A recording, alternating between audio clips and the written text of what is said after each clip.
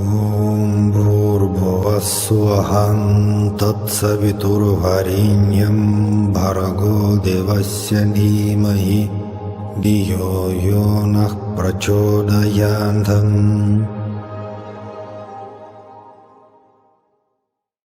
Namaste everyone. So today we are going to speak again and again about greatest book written about yoga, Autobiography of a Yogi by Paramahansa Yogananda.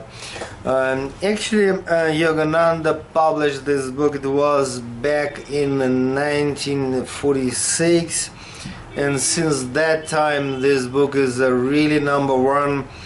Okay, if you wish to know about spirituality, yoga and meditation. Well, okay, chapter number 35, the Christ-like life of Lahiri Mahasaya. In India, this great master, normally people call him Lahiri Baba, but Yogananda preferred to call him Lahiri Mahasaya. That's basically the same. So actually chapter 35, it's about life and spiritual mission of Lahiri Baba, and that's really amazing spiritual master who was born 1828 and left his physical body 1895. So it's a 19th century. As you remember, at that time India was part of British Empire, and Lahiri Baba was great yogi, family man by the way, and just a counter. He worked for the British military, some kind of office, and that's by itself very interesting. You know, quite many people, pretty much sure that if you wish to grow spiritually, you have to be monk or nun, maybe Hindu, Vedic, maybe Buddhist. Okay, you have to go to Himalayan cave. And for sure, like, you know, children and a family life and the office, borrow and stupid is an obstacle for the meditation. But Lahiri Baba gives us a great example, because let me repeat that Lahiri Baba was a family person, 5 children, 2 sons, 3 daughters. He was just a counter, okay, working with the British military money, and that was not an obstacle for the meditation and a spiritual transformation. And actually exactly Lahiri Baba was the major disciple of Mahavatar Babaji, immortal Himalayan Mahatma Guru, and Mahavatar Babaji, he chose exactly this Lahiri Baba, this seemingly normal person, to be an instrument to spread the knowledge about ancient Kriya Yoga meditation. Okay, I was really fortunate to learn Kriya Yoga meditation from my personal guru. His name was Yogi Rama. He was born, okay, in the beginning of 20th century, and he left his physical body 2006. So actually Kriya Yoga is a really ancient tradition. In Bhagavad Gita, Krishna calls it Raja Yoga, yoga for the kings, and in Patanjali Yoga Sutra, that exactly sage Patanjali called it in his Yoga Sutra as a Kriya Yoga. But we have so many titles for this ancient tradition: Tantra Yoga, Laya Yoga, as I mentioned, Kriya Yoga, Raja Yoga, Ashtanga Yoga, so many names. And now again, it's difficult to imagine that only Yogananda Paramahamsa in the beginning of 20th century he fixed it. Okay, let it be only Kriya Yoga. 1920, that was moment when Yogananda decided to immigrate to the United States, and it was not just his personal decision. Great Himalayan Mahatma gurus, they sent Yogananda to the West, to the United States, as a messenger with a special spiritual mission. And when Yogananda actually came to the United States, he immediately understood that he must choose certain clear label for this meditation tradition. Clear, okay, if you don't want to call it label, well, let us call it name, title. And Indian mind is well, pretty much different from the Western one. And for the Westerners it must be, okay, clarity, okay, how to call this meditation system. For the Indians, you know, for centuries there was another problem, that okay, you know, like easily 10 or 20 names: Kriya Yoga, Raja Yoga, well, Laya Yoga, Tantra Yoga, Purna Yoga, Ashtanga Yoga. Who cares? But for the Westerners that was not comfortable, and Yogananda immediately understood the point and he fixed, okay, let it be Kriya Yoga. And now, just if you surf in the internet, you will see the huge number of teachers, masters, they speak about Kriya Yoga meditation, okay, without mentioning that that's actually basically Yogananda's creation. Creation, I mean this job to fix, okay, this ancient tradition, okay, let it be one name. In this chapter number 35, Yogananda is not telling us too much about Lahiri Baba's guru, who is immortal Mahavatar Babaji, but anyway, in this chapter Yogananda anyway mentioning about this. And okay, that's the question, which is a really crucial one, really interesting, because even now many people okay, discussing and even struggling about this, because some people really suppose that the greatest master on this planet Earth is actually Mahavatar Babaji. He is the source of many traditions.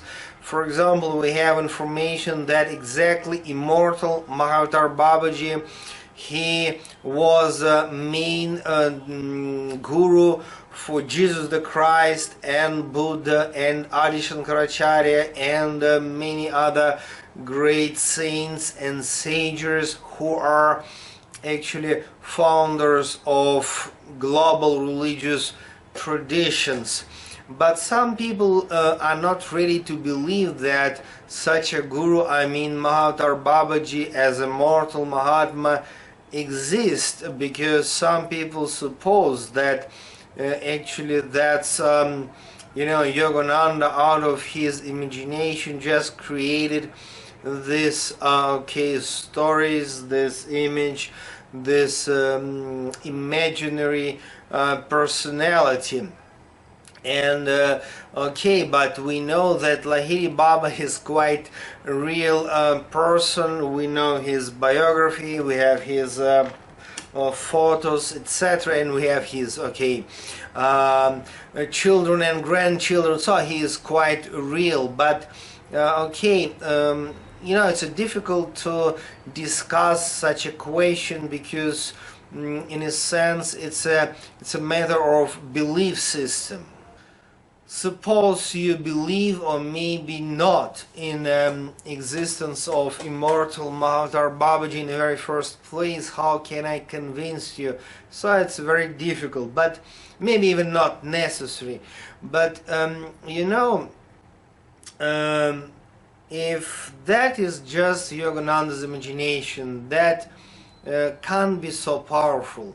And also please remember that okay, it was in 1946 when Yogananda openly informed, proclaimed publicly to all people who are interested in spirituality and esoteric about existence of this Mahavatar Babaji. And since the middle of 20th century, actually huge number of people are witnessing that they personally, physically met this mysterious Mahavatar Babaji. Of course, it's not easy stuff to meet immortal Mahatma, but anyway, we have a lot of evidences about his existence. And so in this chapter number 35, Yogananda is describing life of Lahiri Baba,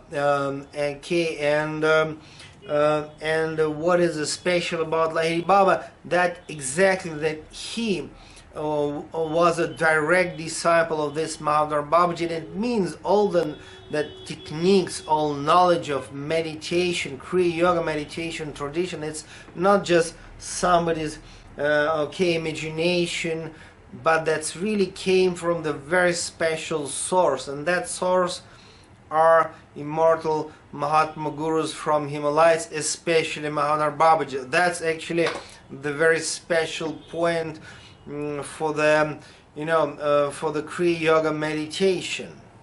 Okay, when you choose to learn this or that meditation system, it's very important to learn history of this particular school and tradition, because in the 20th, 21st century, so many people just creating their own kinds of meditation, and I appreciate it. I think it's very nice, but but if some meditation technique is a really ancient and really is message from Mahatma Gurus, then it's really powerful. Because if any nice person just choose to create a new meditation system, who knows what can you get out of that, what result going to be. But if any meditation system exists for thousands of years, and we know huge number of great saints who became enlightened because of this or that meditation system, then it's a really cool stuff. And Kriya Yoga, of course, it's a very special, exactly because it's not created by some nice guy, but it came from Mahatma Gurus. That's really, really important. And we are all fortunate and must be grateful to Lahiri Baba that he brought this message from his immortal Himalayan Guru, which is Mahavatar Babaji himself. Okay, now we as the Westerners, and not only Westerners, as Indians as well, we know that meditation actually beyond, outside of any traditional Orthodox religion, and all yogic and meditation centers in Europe and North America, Australia, Russia, everywhere, they actually not a part of religious communities. That's extremely important. By the way, it's a kind of problem for India, because according to the Indian tradition and just a legal system, all yogic and meditation ashrams, they have to be part of this or that religious community, and that's the reason why in India mostly ashrams, they are part of Hindu, Buddhist, Sikh, Jain, etc. religious groups. And that's slightly problem, because actually meditation is something which is not religious. It's pure self-development, self-inquiry, and enlightenment is not about religion. Of course, Buddha, he experienced that enlightenment, but religious tradition was built later on. And the same we can say about all traditions like that. And in this chapter 35, Yogananda is mentioning that not Hindus only, but Muslims and Christians were among his, it means Lahiri Baba, his foremost disciples. And you know, now for us it can sound quite strange that Yogananda mentioning about this, because it's obvious, but it was not obvious in 19th century, because at that time meditation, especially if it's, you know, anyhow based on Bhagavad Gita, Upanishads, tantric scriptures, Patanjali Yoga Sutra, that was kind of Hindu religion property. And at that time, in the second half of 19th century, Lahiri Mahasaya was really a revolutionary person who started to initiate people outside of Hindu community into that ancient meditation tradition. So that's also a very interesting historical fact. Of course, now it's even sound kind of unbelievable for the people of 21st century, but at that time, back in 19th century, it was a questionable. Is it possible for women to practice meditation in a special bijamantra tradition? It's a crazy stuff, purely, like social and just awful. But exactly Lahiri Baba, back in 19th century, he started to initiate into very special meditation techniques, women as well. And his wife and 3 daughters were initiated into Kriya Yoga meditation as well. So that's nice to know, because sometimes we may think about our world the way it is, but it was not always like that. Now, especially in the Western countries, Europe, the United States, well, Advaita Vedanta, or better to say Neo-Advaita, is very famous. People come together, they somehow join satsang, so it means lectures and discussions on spirituality. Mostly it's like nature of consciousness, self-existence, enlightenment. But what is really missing in that Neo-Advaita groups is just actual experience. They speak nicely, but they don't have a proper meditation system, and they hope that it is not necessary to meditate because we are all consciousness. Who going to meditate? Who going to experience enlightenment if we are enlightened from the very beginning? Okay, of course that just a misunderstanding and a fantasy. And you know what Lahiri Baba is telling us from the pages of this wonderful book. The great Guru taught his disciples, so that's Yogananda's message, to avoid theoretical discussion of the scriptures. He only is wise who devotes himself to realizing, not reading only, reading and discussing the ancient revelations. Okay, solve all your problems through meditation. Well, actually, without meditation, what we have, only intellectual blah blah stuff, only intellectual discussion. And even if, guys, your intellectual discussion is perfectly perfectly right and correct and according, with the ancient scriptures like Avadutta Gita or Ashtavakra Samhita. Who cares, even if you are basically speaking about real, true philosophy? But if that is not your actual experience, then it's meaningless. So that's the reason why the really foundation of spirituality is experience of that absolute consciousness. And experience never happens spontaneously. It's result of proper meditation. And when I say proper, I mean not just sit and pretend. You have to learn meditation from the authentic source, from the school, this or that school. I mean, the best choice, of course, Kriya Yoga or any other meditation technique. I am not going to say that Kriya Yoga always the meditation, but it must be authentic source, and then you learn this science of Kriya Yoga, and then you have to practice it every day, and then step by step you may experience a great inner mystical vision and actual experience of this absolute consciousness. Okay guys, let me complete this video for today.